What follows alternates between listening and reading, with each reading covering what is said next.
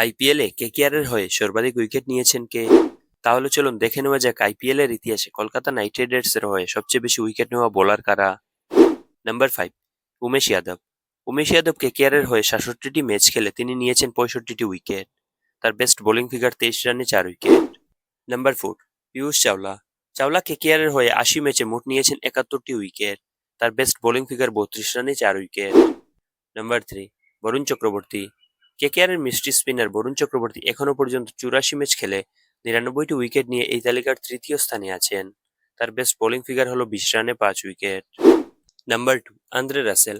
KKR দলের সবচেয়ে ভরসাযোগ্য খেলোয়াড় রাসেল মোট 140 ম্যাচ খেলে 123টি উইকেট নিয়েছেন। তার বেস্ট বোলিং ফিগার 15 রানে 5 উইকেট মুম্বাই ইন্ডিয়ান্সের বিরুদ্ধে।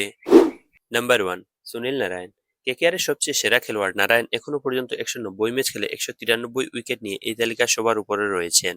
তার বেস্ট বোলিং ফিগার 19 রান দিয়ে 5 উইকেট পাঞ্জাব কিংসের বিরুদ্ধে।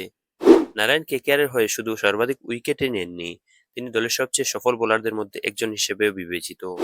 আবার আন্দ্রে রাসেল অলরাউন্ডার হলেও উইকেটের সংখ্যায় দ্বিতীয় স্থানে আছেন তিনি।